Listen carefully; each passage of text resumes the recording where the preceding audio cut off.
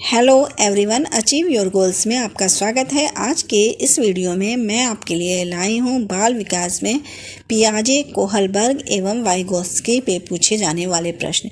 ये वे प्रश्न हैं जो टेट में कई बार पूछे जा चुके हैं। तो शुरू करते हैं आज का वीडियो। क्वेश्चन नंबर 1 है, जीन पियाजे के संज्ञानात्मक विकास की किस अवस्था में बच्चे आँख, कान एवं नाक से सोचते हैं?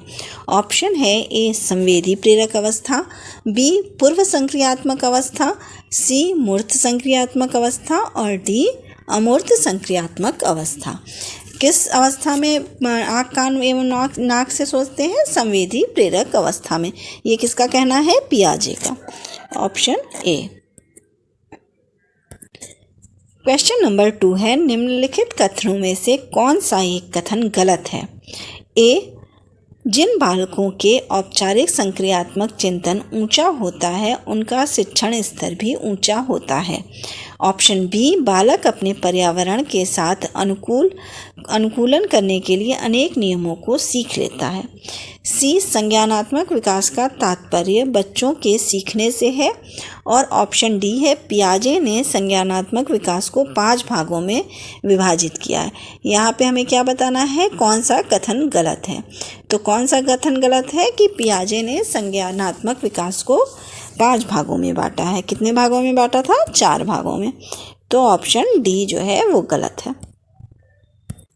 क्वेश्चन नंबर 3 है, परायत नैतिकता की अवस्था होती है। ऑप्शन ए 3 से 6 वर्ष, ऑप्शन बी 4 से 8 वर्ष, ऑप्शन सी 4 से 7 वर्ष और ऑप्शन डी है 5 से 9 वर्ष। क्या होती है परायत नैतिकता की अवस्था?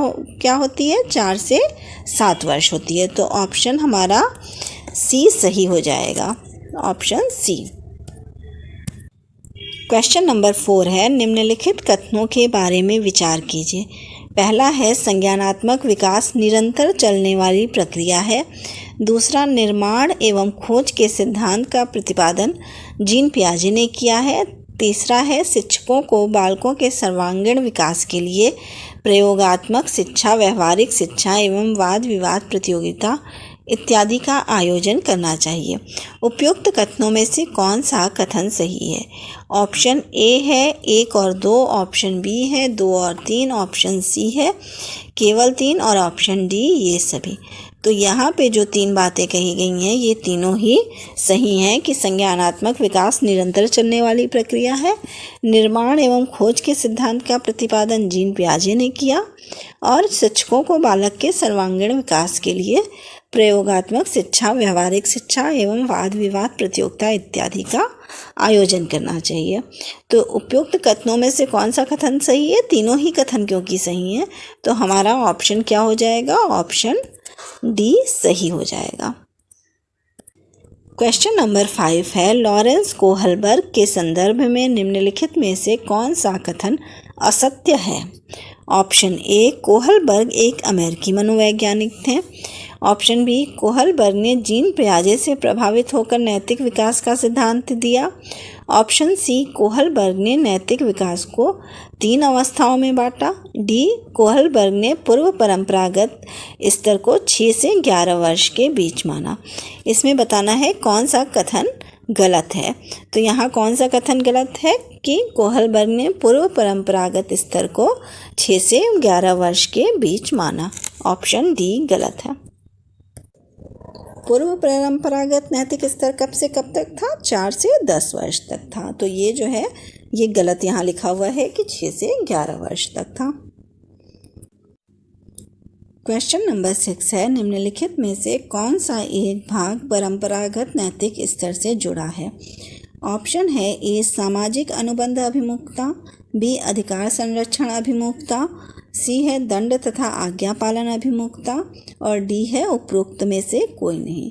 तो कौन सा जुड़ा हुआ है परंपरागत स्तर नैतिक स्तर से? अधिकार संरक्षण अभिमुखता। तो ऑप्शन बी हमारा सही हो जाएगा। सामाजिक अनुबंध अभिमुखता किससे जुड़ा है? उत्तर परंपरागत नैतिक स्तर से। और दंड तथा आज्ञा पालन अभिमुखता किससे जुड़ा है? पूर्व परंपरागत स्तर से। क्वेश्चन नंबर 7, निम्नलिखित कथनों के बारे में विचार कीजिए। पहला है कोहलबर्ग ने स्वकेंद्रित अवस्था को 3 से 6 वर्ष तक माना है। दूसरा है आधारहीन आत्मचेतना अवस्था किशोरावस्था से जुड़ी हुई है। तीसरा परंपरागत नैतिक स्तर की अवधि 10 से 13 वर्ष के मध्य होती है। उपरोक्त कथनों में से कौन सा कथन सही है? ऑप्शन ए केवल 2, ऑप्शन बी केवल 3, ऑप्शन सी केवल 1 और ऑप्शन डी ये सभी। तो यहाँ पर तीनों ही बातें सही हैं। कोहलबर्ग ने स्वकेंद्रित अवस्था को 3 से 6 वर्ष तक माना है। आधारहीन आत्मचेतना अवस्था किशोरावस्था से जुड़ी है और परंपरागत नैतिक स्तर की अवधि 10 से 13 वर्ष के मध्य होती है। तो ये तीनों ही बातें सही हैं। तो यहाँ आंसर हमारा क्या होगा? ये सभी, ऑप्शन डी। क्वेश्चन नंबर 8, नैतिक दुविधा एवं नैतिक तर्कणा को किस मनोवैज्ञानिक ने प्रतिपादित किया? ए जीन पियाजे ने, बी लॉरेंस कोहलबर्ग ने, सी लेव वाइगोस्की ने और डी एरिक एरिक्सन ने। किसने नैतिक तर्कणा और नैतिक दुविधा को किस मनोवैज्ञानिक ने प्रतिपादित किया था? लॉरेंस कोहलबर्ग ने। तो ऑप्शन हमारा बी सही हो जाएगा। क्वेश्चन नंबर 10, लेव वाइगोस्की के सामाजिक सांस्कृतिक सिद्धांत के संदर्भ में कौन सा सही नहीं है? ऑप्शन ए वाइगोस्की का सामाजिक सांस्कृतिक सिद्धांत बालक के संज्ञानात्मक विकास पर आधारित है। बी वाइगोस्की एक फ्रांसीसी मनोवैज्ञानिक हैं। सी इन्होंने बालकों के संज्ञानात्मक विकास में भाषा एवं चिंतन को महत्वपूर्ण अंग माना। डी इनके अनुसार खेल बालकों में संज्ञानात्मक, भावनात्मक एवं सामाजिक विकास को बढ़ाता है।